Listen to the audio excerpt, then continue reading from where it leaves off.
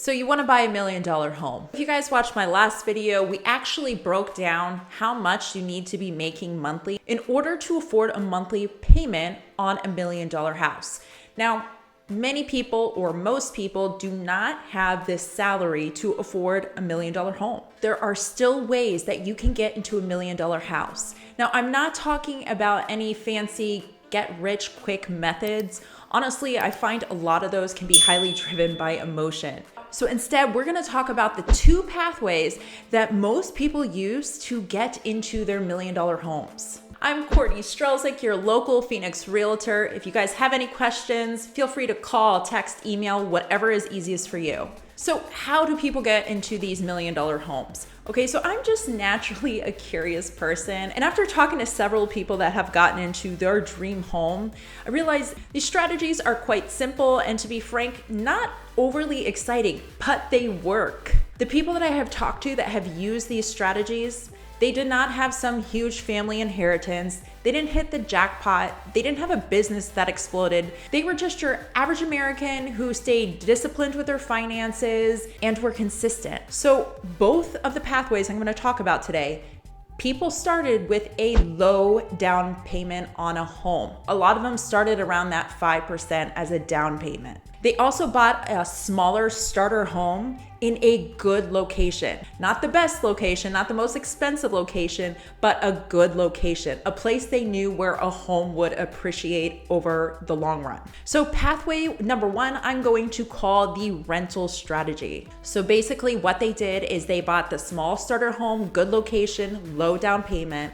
Then they would live in the home and slowly start to fix it up. I'm not talking about major renovations or even flipping the home. They basically just clean the property up that it was gonna be comfortable for a tenant. So nothing fancy, but a durable, clean, safe home. Now, after 2 to 5 years, your home hopefully should appreciate. So at this point, they would then get a renter to occupy this primary residence. They would then take a home equity line of credit and they would take that money and then put another 5% down on another property. Then they would rinse and repeat. So after doing this 3-4 times, depending on the market, it could be a few more houses. But afterwards, they would have a lot of equity in each of these houses, and then they were cash flowing. They were making income from rent money. Now, I have heard people selling their homes and then buying their $1 million home. And then other people would have enough equity. They would just take another home equity line of credit and eventually have enough money to put into, have a down payment for that $1 million home,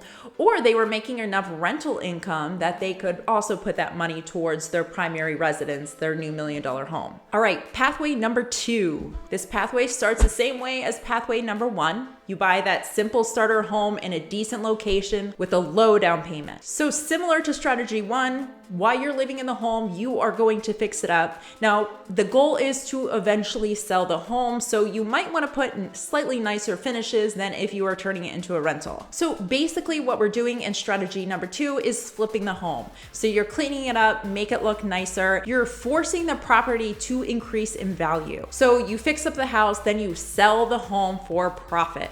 Now, the key here is if you stay in the home for at least 2 years, you can escape capital gains taxes. So for a single seller, if your gains are less than $250,000, $250K, you don't have to pay capital gains taxes. And if you're a married couple filing taxes jointly, you can actually make a profit up to $500K, $500,000 before you actually have to start paying taxes. So similar to pathway number one, you're rinsing and repeating and doing this several times. You're going to feel more comfortable on taking properties that are a little bit more expensive and eventually leading closer to that $1 million home. These are really the most conservative methods of real estate investing. When you think about it, if something catastrophic happens in the market, as long as you can hold onto that property, you're not gonna lose your investment. Now, many of you watching this, you probably have heard these strategies before. They're strategies that have been around for decades. But there's a reason why these strategies have been around for a while, and it's because they work and they're safe. Sometimes you need to hear these strategies several times before you have that aha moment and realize, okay, this is really how it works. This is what's gonna get me into that $1 million home. So if these are commonly known and they work, why isn't everyone doing these strategies? The number one answer is time.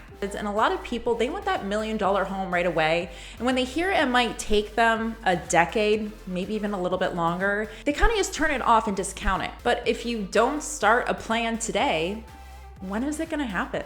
Now, the final note I want to make, if you want to succeed with either of these two strategies, the key is to be disciplined with your finances. Know exactly how much money is coming in, know exactly how much money is going out, and eliminate bad debt. If you guys have more specific questions about your unique situation, comment below or reach out. And please, as always, don't forget to subscribe.